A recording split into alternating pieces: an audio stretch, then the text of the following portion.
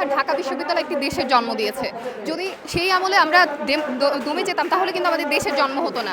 আর এই দাবিটা শুধু আমার আপনার না, এই যে দেখেন সারা রাস্তাঘাটে এত আজকে সমস্যা, একটা কোনো জনগণ কিন্তু তাদের সমস্যার কথা বলে নাই, তারা আমাদেরকে সাপোর্ট করেছে। তাহলে আমরা কেন তাদেরকে তাদের আশাকে হত করবো? আমরা তাদের টাকায় পড়ি, সরকারি টাকা, আমাদের কিন্তু জনগণের টাকায় পড়ি। জনগণের প্রতি আমাদের দায়িত্বশীলতা আছে, আমরা থেমে যেতে পারি না ভাই, আমাদের থেমে যাওয়ার অধিকার নেই, আমরা থামতে পারবো না।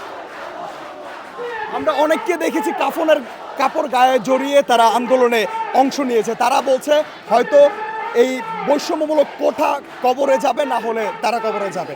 তো আপনাদের জায়গা থেকে আসলে কি মনে হয়, এই কোটা যদি, এই বৈষম্যমূলক কোটা যদি বাতিল না করা হয়, সেক্ষেত্রে সাধারণ শিক্ষার্থীদের আসলে অবস্থাটা কি হবে? ভাইয়া আমি আজকে সকালে একটা জায়গায় পড়ে এলাম, একজন লিখেছে যে সরকারি, আমার তো টাকা নেই, আমি কোয়েশ্চেন কেনার টাকা নেই, আমার কাছে সরকারি যোগ্যতা নেই, বাইরে যাওয়ার আর্থিক সামর্থ্য নেই।